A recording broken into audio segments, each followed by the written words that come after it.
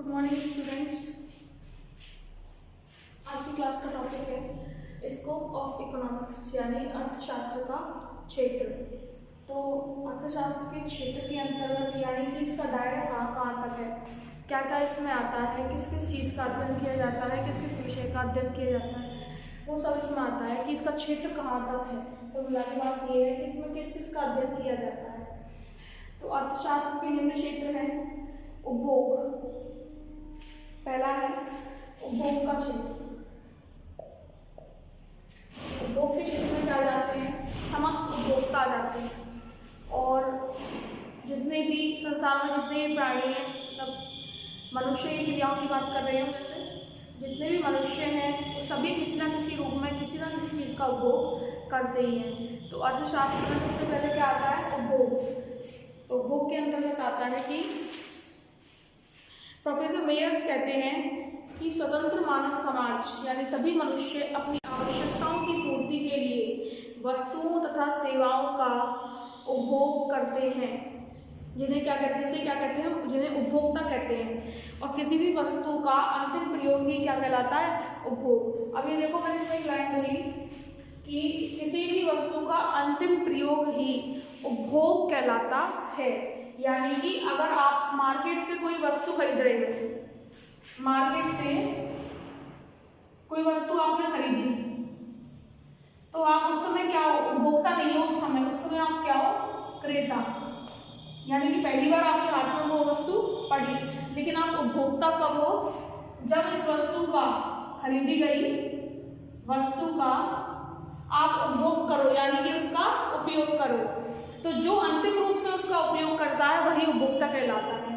मान के आपने कोई बिस्किट खरीदी, एक बिस्किट का पैकेट लिया आपने, लेकिन आपने लिया और खाया नहीं, तो आप उपभोक्ता नहीं हो। आपने लिया, आपने घर पे जाके किसी को दे दिया और उसने खाया, तो अंतिम रूप से जिसने उसका उपयोग किया वो उपभोक्ता होता है। पहली बात तो ये समझ लो, मैंने एक वीडियो में बताया भी था क्लास में कि कंज्यूमर और कस्टमर, इन दोनों में मैंने डिफरेंस बताया था। कंज्यूमर तो होता है अंतिम रूप से प्रयोग करने वाला यानी उपभोक्ता, और कस्टमर होता है किसी वस्तु को खरीदने वाला ग्राहक। कस्टमर ग्राहक होता है, कंज्यूमर उपभोक्ता होता है। तो इन दोनों को इक्वल सेंस में यूज नहीं करते, अलग अलग सेंस में यूज करते हैं। ठीक है, तो उपभोग क्या है, अर्थशास्त्र का एक महत्वपूर्ण अंग है, यानी उपभोग अर्थशास्त्र के क्षेत्र के अंतर्गत आता है। दूसरा है उत्पादन, प्रोडक्शन। तो उत्पादन भी अर्थशास्त्र का एक महत्वपूर्ण क्षेत्र है ये, और दूसरा प्रमुख विषय है। सबसे पहला प्रमुख विषय क्या है, उपभोग, और दूसरा प्रमुख विषय है उत्पादन। इस उत्पादन में हम किस किस चीज़ का अध्ययन करते हैं, उत्पादन में देखो किस किस का अध्ययन करेंगे हम। उत्पादन के अंतर्गत आ जाते हैं उत्पादन के साधन। मैंने कई बार बताया है, मैं फिर से बता दूं, उत्पादन के साधन कितने होते हैं, 5, जिनके बिना उत्पादन नहीं हो सकता। और वो कौन कौन से हैं, श्रम, भूमि, पूंजी, साहसी कौन, जो उद्योग लगाता है, और एक था प्रबंधन या संगठन, कुछ भी कह सकते हैं, मैनेजमेंट। ठीक है, तो ये 5 साधन जरूरी होते हैं कोई भी उत्पादन, कोई भी चीज का उत्पादन करने के लिए। तो इन सबका अध्ययन उत्पादन के क्षेत्र के अंतर्गत आता है। और उत्पादन के क्षेत्र के अंतर्गत क्या आएगा, उत्पादनकर्ता के लाभ, श्रमिकों की समस्याएं, भूमि की समस्याएं, पूंजी की समस्याएं। तो जितना भी अगर हम इसके अंतर ये सब चीज़ों के बारे में पढ़ते हैं तो उत्पादन का क्षेत्र है। ठीक है, तो दूसरा प्रमुख विषय क्या है, अर्थशास्त्र का उत्पादन। ठीक है, उपभोग का क्षेत्र, उत्पादन का क्षेत्र। तीसरा क्या है, विनिमय का क्षेत्र। ये है क्या क्षेत्र, आज हम पढ़ क्या रहे हैं, अर्थशास्त्र के क्षेत्र पढ़ रहे हैं कि जिन जिन में ही केवल अर्थशास्त्र का यूज होता है। तो सारी चीज़ें ऐसी हैं, कोई पैसे के लेन देन से संबंधित, कोई पैसे का उपभोग। अर्थशास्त्र है क्या, धन का शास्त्र। तो ठीक है, उसके बाद तीसरा देखो, इन 5 के अंतर्गत ही पूरी, इनके इर्द गिर्द ही पूरी इकोनॉमी है। ठीक है, इससे बाहर कुछ नहीं है। चाहे कोई भी हम सिद्धांत पढ़ रहे हैं उसमें ये 5 किसी न किसी तरीके से इन्वॉल्व है। ठीक है, विनिमय। विनिमय क्या होता है? विनिमय का सीधा सेंस हम क्या लेते हैं? लेन देन लेते हैं। तो अर्थशास्त्र का है तीसरा प्रमुख अंग है। इनके अनुसार होता क्या है? एक अर्थशास्त्रीय जेवंस उनके अनुसार कम आवश्यकता वाली वस्तु के स्थान पर अधिक आवश्यकता वाली वस्तु, कम आवश्यकता वाली वस्तु के स्थान पर अधिक आवश्यकता वाली वस्तु का लेन देन ही क्या कहलाता है? विनिमय। अब देखो कि अगर हमें कोई चीज़ की ज़रूरत है, जैसे अभी तो क्या है, मुद्रा विनिमय प्रणाली है, यानी कि मुद्रा का आविष्कार हो चुका, पैसे का, है ना। लेकिन पहले क्या होता था, जब प्राचीन समय था तो मुद्रा कैसी होती थी? स्वर्ण की, चांदी की, यानी धातु की मुद्रा होती थी। मुद्रा का यानी पैसे का आविष्कार नहीं हुआ था। तो उस समय और उससे भी पहले जब वो भी नहीं थी तो क्या था? वस्तु विनिमय था। यानी अभी तो हम मुद्रा के बदले में वस्तु लेते हैं। हमें कोई भी चीज़ लानी है, कोई भी मशीनरी लानी है, तो कपड़े लाने, कुछ भी लाना है, तो हम क्या देंगे उस चीज़ के बदले में? पैसे। लेकिन पहले क्या था, जब पैसे का आविष्कार नहीं हुआ था, मुद्रा नहीं थी, तो उस समय वस्तु विनिमय प्रणाली प्रचलित थी। और वस्तु विनिमय में क्या होता था कि वस्तु लेके वस्तु देना होता था, वस्तु के बदले में वस्तु। तो इंसान अब कोई वस्तु ले रहा है तो उस वस्तु के बदले में अपनी वस्तु कब देगा? जब उसको जो वस्तु वो ले रहा है वो बहुत ज़रूरी लगे, अपनी वस्तु से भी ज़्यादा ज़रूरी लगे।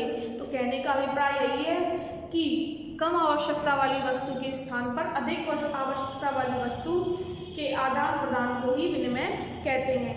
अगर इस विभाग में हम कहें कि इस क्षेत्र के अंतर्गत हम क्या पढ़ेंगे, तो देखो इस क्षेत्र के अंतर्गत हम पढ़ेंगे विभिन्न प्रकार के बाजार। अब बाजार एक प्रकार का तो होता नहीं है, मैंने कई बार बताया है। सारे बाजारों के स्वरूप आने हैं अभी, और हम एक एक करके सभी बाजारों में होता क्या है, प्रतियोगी बाजार, इनकी डेफिनेशन और इनमें होता क्या है, वो सब एक एक करके पढ़ेंगे, पूरा मार्केट। ठीक है, तो अब विनिमय होता कहाँ है? बाजार में। तो इस क्षेत्र के अंतर्गत हम क्या पढ़ेंगे? बाजार, बाजारों का स्वरूप। अगर टॉपिक आए मुद्रा विनिमय तो किसके अंतर्गत पढ़ेंगे? इसके अंतर्गत पढ़ेंगे। अगर हम बैंकों को पढ़ेंगे, बैंकों को पढ़ रहे हैं, इसका मतलब किस क्षेत्र के अंतर्गत पढ़ रहे हैं? विनिमय के क्षेत्र के अंतर्गत। मूल्य का निर्धारण हो रहा है, कीमतों को हम पढ़ेंगे, मूल्य निर्धारण हम पढ़ेंगे, तो किसके अंतर्गत? इस क्षेत्र के अंतर्गत ये सारी चीजें आ जाती हैं।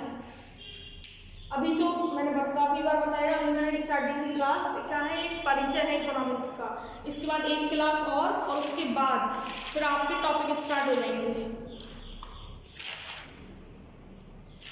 एक क्लास नहीं, शायद दो तीन क्लास लग जाए, उसके बाद आपका टॉपिक स्टार्ट हो जाएगा। अभी थोड़ा सा ये परिचय है जिससे आप समझ सको कि इकोनॉमी में हम पढ़ेंगे क्या और क्या आता है। ठीक है, अब नेक्स्ट आ जाइए आप वितरण का क्षेत्र। वितरण का क्या मतलब आप लेते हैं? बांटना, यानी डिस्ट्रीब्यूशन। तो यह भी अर्थशास्त्र का एक महत्वपूर्ण क्षेत्र है। इसके अंतर्गत हम लाभ हानि की गणना ये सब कर सकते हैं। वो कैसे करते हैं? देखो वितरण क्या होता है, अब उपभोक्ता को कोई चीज उत्पादित हो गई है, उसको मार्केट में पहुंचाना उपभोक्ता के पास, वो भी वितरण है। तो वैसा अगर हम सब पढ़ते हैं तो वो किसके अंतर्गत पढ़ेंगे? वितरण के अंतर्गत। भाई कोई चीज बनती है फिर किसके पास जाती है? सेल्समैन उसको डिस्ट्रीब्यूटर के पास पहुंचाते हैं, डिस्ट्रीब्यूटर उसको डीलर्स के पास पहुंचाते हैं, डीलर्स उनको फुटकर विक्रेता के पास पहुंचाते हैं, फुटकर विक्रेता यानी रिटेलर उनको उपभोक्ता तक यानी हम तक पहुंचाते हैं। तो यह एक वितरण है। और वितरण में हम क्या क्या पढ़ लेंगे? वितरण में हम पढ़ेंगे लाभ, आय, इनकम, क्योंकि ये भी तो वितरण है। अब देखो वितरण का मतलब समझाओ, मैंने तुम्हें 5 साधन बताए, श्रम, भूमि, पूंजी, संगठन या प्रबंधन एक ही बात है, और साहसी। अब ये बेचारे क्या करते हैं? पांचों, जब उत्पादन होता है तो अपनी सेवा देते हैं, काम करते हैं, और जब ये काम करते हैं तो इनके बदले में इनको क्या मिलती है? किसी को तनख्वाह मिलती है, किसी को लगान, किसी को ब्याज, तो कुछ ना कुछ मिलता है। तो वो भी क्या है? वितरण। जैसे भूमि अपनी सेवा दे रही है, भूमि यानी जमीन पे उद्योग लगा हुआ है, तो जमीन को अपनी सेवा के बदले में क्या मिलती है? लगान। तो अगर हम लगान का टॉपिक पढ़ते हैं तो वो किस क्षेत्र के अंतर्गत आ जाता है? वितरण के क्षेत्र के अंतर्गत। श्रमिक, श्रम है यानी कि श्रमिक, श्रमिकों को क्या मिलती है? मजदूरी। तो मजदूरी भी क्या है? वितरण। पूंजी, पूंजी को क्या मिलता है? कोई इंसान किसी से पूंजी उधार ले तो पूंजी पर मिलता क्या है? पूंजी पर मिल सकता है ब्याज। तो ये भी एक वितरण का टॉपिक विषय है। संगठन, प्रबंधन, जो मैनेजमेंट है जिसमें लोग लगे हुए हैं अपनी अपनी बुद्धि के हिसाब से सेवाएं दे रहे हैं, उनको क्या मिलती है जब वो काम करते हैं? तो तनख्वाह, तनख्वाह, तनख्वाह यानी कि वेतन, सैलरी। और साहसी को क्या मिलता है? जो उद्योग लगा रहा है, सबका काटने के बाद जो बचता है उसको ऊपर का चाहे प्रॉफिट हो चाहे लॉस वो रह जाता है साहसी को, जो क्या बचेंगे? लाभ। ये अब आप चीज ध्यान रखना कि किसके उत्पादन के 5 साधन है: श्रम, भूमि, पूंजी, संगठन, साहसी। और इनको अपनी सेवा के बदले में क्या मिलता है? सभी को अपनी सेवा के बदले में पुरस्कार मिलता है, तभी इंसान सेटिस्फाइड होता है। ठीक है, तो श्रम को क्या मिलता है? मजदूरी, भूमि को लगान, पूंजी को ब्याज, क्या अगर काम आएगा सारा, संगठन को वेतन मिलता है, प्रबंधन को, और साहसी को क्या मिलते हैं? लाभ मिलते हैं। तो ये सब वितरण के क्षेत्र के अंतर्गत आ जाते हैं। ये सिद्धांत के रूप में आएंगे आगे, सिद्धांत के रूप में आएंगे। एक तो बाजार आएंगे, एक मजदूरी का सिद्धांत, लगान का सिद्धांत, ब्याज का सिद्धांत, ये सारी थ्योरीज आएंगी। तो वो किस क्षेत्र के अंतर्गत है? वितरण के क्षेत्र के अंतर्गत। वितरण के नियम है सारे। उत्पादन के नियम पढ़ेंगे हम, विनिमय के पढ़ेंगे, वितरण के पढ़ेंगे, उपभोग के नियम पढ़ेंगे, और राजस्व यानी सरकार से संबंधित। अब देखो राजस्व बिल क्या होता है? 5वें क्षेत्र पे आ जाओ। और इन सब के अंतर्गत पूरी इकोनॉमी, ये कोई बहुत छोटे छोटे क्षेत्र नहीं है, ये काफी अपने आप में व्यापक रूप बहुत बड़ा क्षेत्र लिए हुए हैं। इनके अंतर्गत काफी सारे सिद्धांत है। ये तो मैंने बताया कि ये क्षेत्र अर्थशास्त्र के अंतर्गत आते हैं, और फिर सारी इकोनॉमी इन सब में ही समाहित हो जाती है। राजस्व बिल क्या होते हैं? राजस्व से आप क्या समझते हो?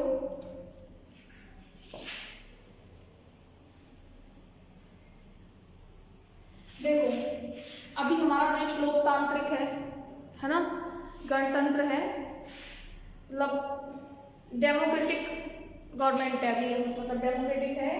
तो वो होता क्या है इसमें कि अभी सरकार का शासन है,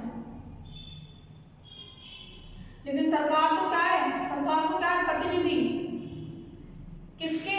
जनता के। तो अभी लोकतांत्रिक देश में होता क्या है कि सरकार जनता के प्रतिनिधि यानी कि जनता के चुने हुए लोग अभी शासन कर रहे हैं, यानी कह सकते हैं लोकतंत्र को जनता का, जनता के द्वारा और जनता के लिए ही शासन, तो वो अभी है। तो इस दौरान फिर क्या है कि सरकार ही राजा है, सरकार राजा है क्योंकि सरकार नीति नियमों को पूरे देश को चला रही है। लेकिन प्राचीन समय में जब सरकार नहीं थी तो कई तरह की अर्थव्यवस्थाएं आई, कभी पूंजीवादी, कभी साम्यवादी, क्योंकि एक युग के बाद खत्म होकर दूसरा युग आना है, क्योंकि कोई भी चीज़ स्टेबल नहीं है। क्योंकि एक समय में एक चीज़, कोई समय है तो उसमें एक चीज़ उस दौरान अच्छी हो सकती है, लेकिन वही चीज़ हमेशा लागू रहे और हमेशा अच्छी रहे, ऐसा ना तो कभी हुआ, ना होता है और ना होगा। ठीक है, तो गिरती आज लोकतंत्र है, भविष्य में कभी जाके ये भी समाप्त होगा और फिर से कोई नया युग आएगा। तो इस तरह से चलता रहता है। क्या वो टॉपिक नहीं अभी है क्या? तो राजस्व बिल मुझे समझाना था। तो प्राचीन समय में क्या होते थे? राजा महाराजा होते थे, राजा होते थे। ठीक है, तो अब जैसे सरकारी कोष होता है, सरकार के कोष में धन होता है जनता की सेवाओं के लिए, ठीक है, देश को चलाने के लिए, सार्वजनिक निर्माण कराने के लिए सरकार की कोष में धन होता है। लेकिन होता क्या है, वो उसे कहते हैं क्या है? सार्वजनिक संपत्ति, क्योंकि वो सरकार का धन नहीं होता, जनता का धन होता है, लेकिन सरकार शासन करती है। तो प्राचीन समय में क्या होता था? राजा होता था, तो धन किसका होता था? राजा का धन होता था, तो उसे क्या कहते थे? राजस्व, यानी राजा का। ठीक है, लेकिन अब राजा कौन है? सरकार का। तो राजस्व का मतलब सरकार का, सरकार का। तो सरकार के राजस्व बिल के अंतर्गत हम क्या पढ़ लेंगे? सरकारी आय,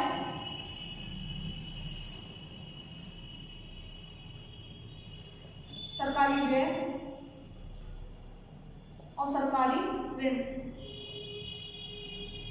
ये सब हम पढ़ेंगे राजस्व बिल के अंतर्गत। सरकारी आय यानी सरकार को आय किन किन स्रोतों स्रोतों से प्राप्त होती है। सरकार को आय किन किन स्रोतों से प्राप्त होती है? कभी कभी तो सरकार आरबीआई यानी केंद्रीय बैंक के द्वारा नई मुद्रा निर्गमित कर देती है। केंद्रीय बैंक क्या है? पूरे देश में एक ही होता है, आरबीआई कहते हैं इसको, रिजर्व बैंक ऑफ इंडिया। इसने कार्य चालू किया था अप्रैल 1935 से। मुख्यालय इसका कहाँ पर है? मुंबई। तो ये आरबीआई जो है एक होता है पूरे देश में। तो जब सरकार को आय की जरूरत होती है तो सबसे पहले तो क्या करती है सरकार? कर लगाती है, धनवान लोगों पर कर लगाती है, कर के माध्यम से इनकम प्राप्त करती है। कभी कभी जब उससे भी पूर्ति ना पड़े, खर्चे ज्यादा हो जाएं, तो वो नई मुद्रा, नई करेंसी छपवा लेती है आरबीआई से। आरबीआई तो छापता है करेंसी, मुद्रा नहीं, तो आरबीआई से। और इससे भी पूर्ति ना हो तो सरकार को क्या लेना पड़ता है? ऋण लेना पड़ता है। ऋण किससे लेगी सरकार? भाई हमसे तो नहीं लेगी, आम लोगों से। किससे लेगी? बड़े बड़े धनाढ्य जो लोग हैं उनसे सरकार ऋण लेती है, विदेशों से भी ऋण ले सकती है। सरकारी व्यय, सरकार किस पर व्यय करती है? जनता पर, जनता की सेवाओं पर, गरीब लोगों के लिए सुविधाओं पर, फ्री चिकित्सा, फ्री मतलब जितनी सारी स्कीम चलती हैं, पेंशन, भत्ता, ये सारी योजनाएं जितनी भी चलती हैं उन सब पर सरकार क्या करती है? व्यय। तो उसके अंतर्गत हम पढ़ेंगे सरकारी व्यय। तो सरकारी आय, सरकारी व्यय, सरकारी ऋण, इन सबको पढ़ते हैं हम सरकारी व्यय के अंतर्गत। फिर आता है, ये तो रहा अर्थशास्त्र का क्षेत्र, यानी कि ये सब हम देख रहे हैं। तो ये सब हम अर्थशास्त्र के क्षेत्र के अंतर्गत पढ़ेंगे। इसमें कई सारे थ्योरीज, कई सारे सिद्धांत आएंगे। उसके बाद हम पढ़ने वाले हैं, उसके बाद देखो आप अर्थशास्त्र की सीमाएं। देखो कोई भी चीज हो, कोई भी विषय वस्तु हो, इंसान हो, कुछ भी हो, सब पर कुछ ना कुछ लिमिटेशंस होती हैं, यानी जो उसको सीमित कर देती हैं। तो उसी तरह अर्थशास्त्र की सीमाएं हैं। अर्थशास्त्र की सीमाएं क्या हैं जो इसे सीमित करती हैं? तो देखो पहली देखो, केवल मानवीय क्रियाओं का अध्ययन। तो नाम से आपको पता चल रहा है अर्थशास्त्र की पहली सीमा क्या है? इसमें केवल मानव से संबंधित, मनुष्य से संबंधित क्रियाओं का अध्ययन किया जाता है। जानवर, पशु पक्षी, कीड़े मकोड़े, इनसे संबंधित समस्याओं का अध्ययन नहीं किया जाता। दूसरी आप देखिए, सामाजिक, वास्तविक और सामान्य मनुष्य की क्रियाओं का अध्ययन।